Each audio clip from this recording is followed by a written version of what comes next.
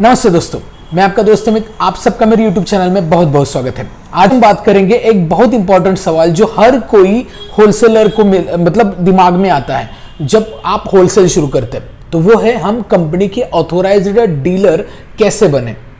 तो इसमें सबसे पहले आपको यह जानना जरूरी है कि कंपनी के ऑथोराइज्ड डीलर बनने की एक ऑथोराइज्ड प्रोसीजर है। कंपनी डायरेक्टली किसी को भी डायरेक्ट डिस्ट्रीब्यूटरशिप ऑफर नहीं करती। जैसे कि जो कंपनी टॉप एमएनसी है, जैसे doctor Reddy, Cipla, Glenmark, GSK, Sanofi, Abbott, Lupin, Alkem, FDC, Indoco, जितनी भी कंपनीज हैं, इंडियन एमएनसी हो या फॉरेन एमएनसीज हो, ये एक प्रॉपर एसओपी से चलती है। अगर आपको इनकी डिस्ट्रीब्यूटरशिप लेनी है तो इसके लिए प्रोसीजर से जाना होगा। तो आप अगर नया होलसेल शुरू कर रहे हैं और आप ये सोच रहे हैं कि मैं इस कंपनी की डायरेक्ट डिस्ट्रीब्यूटरशिप लेके बिजनेस शुरू करूंगा, तो ये पॉसिबल नहीं है। ठीक है, ये कंपनी कभी डायरेक्ट डिस्ट्रीब्यूटरशिप नहीं देती। लेकिन तो आप सोच रहे होंगे कि ये फिर बिजनेस कैसे शुरू करें, डिस्ट्रीब्यूटरशिप नहीं मिली तो सामान कैसे खरीदे। तो इसका भी एक अलग तरीका है। इसको हम बोलते हैं अंडर कटिंग, ट्रेड कटिंग। ठीक है, तो ट्रेड कटिंग, अंडर कटिंग मतलब क्या होता है? इसका मतलब होता है सब डिस्ट्रीब्यूटर। आप यहां पे डायरेक्ट जो डिस्ट्रीब्यूटर एग्जिस्ट है आपके मार्केट में, उन्हीं से दवाई परचेस करेंगे और आप रिटेलर को सेल करेंगे। अब इसमें आपका नुकसान क्या है? तो नुकसान ये है कि जो प्रॉफिट मार्जिन मिलता है होलसेलर को, जो एवरेज 10% होता है, तो आपको उतना नहीं मिलता। आपको मिलता है 7%, 8%, क्योंकि जहां से आप परचेस करते हैं उनको आपको 2 से 3% का मार्जिन छोड़ना होता है।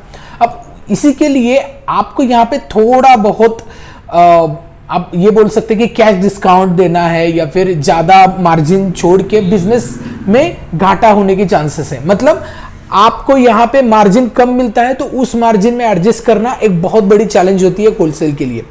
वो एक्चुअली प्रॉफिट मार्जिन 2 या 3% ही बच जाता है, तो उसमें सब एक्सपेंसेस निकालना, खुद का एक्सपेंसेस, बिजनेस एक्सपेंसेस, तो आपके शॉप के खर्चे, हर चीज उसी में इंक्लूड होती है। तो आपका टर्नओवर बढ़ना, नंबर ऑफ ऑर्डर्स ज्यादा मिलना बहुत जरूरी है। डायरेक्ट डिस्ट्रीब्यूटरशिप अगर आपको मिलती है फ्यूचर में तो उसके काफी सारे फायदे हैं।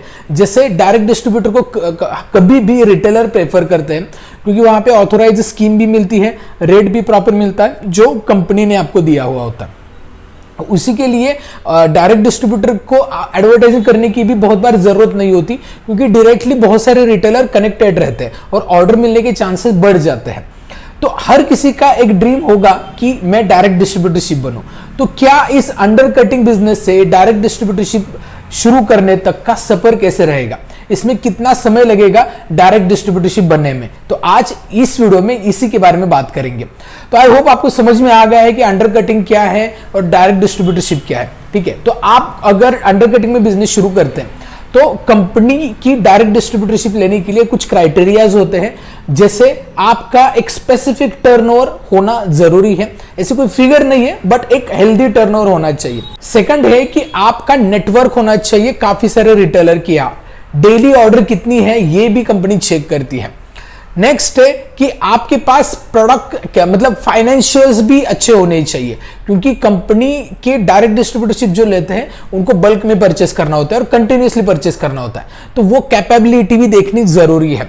ठीक है, आपका नेटवर्क जितना बिल्डअप अच्छा हो, ठीक है, आपके डेली ऑर्डर जितने बढ़े और आपका ट्रांजैक्शन जितना ज्यादा हो, ये आपके लिए बहुत अच्छा होता है डायरेक्ट डिस्ट्रीब्यूटरशिप के लिए अप्लाई करना। अब अप्लाई करते कैसे, ये बहुत सिंपल है। अप्लाई करने के लिए पहले तो आपको ये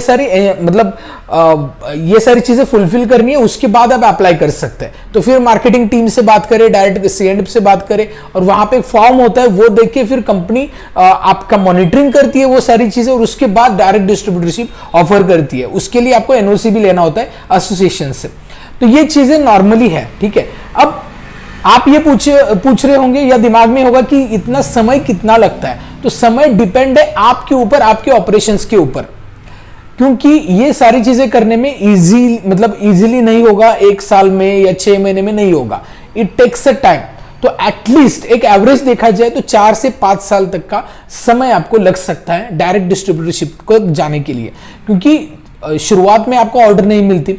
ऑर्डर लेने के लिए पहला स्ट्रगल आपको होता है, दूसरा होता है प्रोडक्ट अवेलेबिलिटी का स्ट्रगल, तीसरा होता है टाइमली डिलीवरी का स्ट्रगल, चौथा होता है फाइनेंशियल स्ट्रगल, तो ये बहुत सारे हर्डल्स है बीच में जब शुरू करते हैं आप होलसेल, उसके बाद आप डायरेक्ट डिस्ट्रीब्यूटरशिप ले सकते हैं। लेकिन ये बात है एलोपैथिक के लिए, ठीक है। अगर आप जेनेरिक्स या सर्जिकल के बारे में सोच रहे हैं तो अगर आप अभी भी ऑर्डर बल्क में कर सकते हैं तो वो डायरेक्ट कंपनी से भी ले सकते हैं, उसको हम सुपर स्टॉकिस्ट बोलेंगे, ठीक है। लेकिन बल्क ऑर्डर ये बहुत इंपॉर्टेंट क्राइटेरिया है अगर आपको डायरेक्ट डिस्ट्रीब्यूटरशिप बनना है कंपनी का, तो ठीक है। तो इसके लिए आप पहले अंडरकटिंग से शुरू करें और सभी लोग यही करते हैं, तो आप इसमें कोई अलग बात नहीं कर रहे। आप अंडरकटिंग से शुरू करके डायरेक्टली बिजनेस शुरू कर सकते हैं और धीरे धीरे एक्सपांड कर सकते हैं। इसी प्रकार आप डायरेक्ट डिस्ट्रीब्यूटरशिप बन सकते हैं, ठीक है। तो अगर आपको एक्सपोर्ट का कंप्लीट बिजनेस सीखना है तो आप भी ज्वाइन कर सकते हैं हमारा 9-day workshop on pharmaceutical wholesale business management, जहां पे मैं खुद आपको पूरा बताता हूं, डॉक्यूमेंटेशन, प्रोडक्ट परचेस कैसे करना है, देन एक्सपांशन कैसे करना है, रिटेल कनेक्शन कैसे करना है, सॉफ्टवेयर कौन सा यूज करना है, फ्यूचर अपॉर्चुनिटीज, बहुत सारी चीजें उसमें कवर होती है, ठीक है।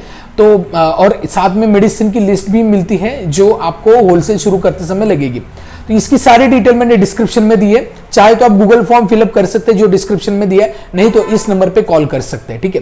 तो ये टॉपिक का सजेशन मुझे मोहित जी ने दिया था, जो हमारे बैच के स्टूडेंट भी हैं, और लाइव के दौरान मुझे ये सजेशन मिला था। तो ऐसे ही अगर आपको इसी के रिलेटेड और भी कोई वीडियोज की इंफॉर्मेशन चाहिए तो डेफिनेटली कमेंट में मुझे बताएं, मैं कोशिश करूंगा ये वीडियो बनाने की।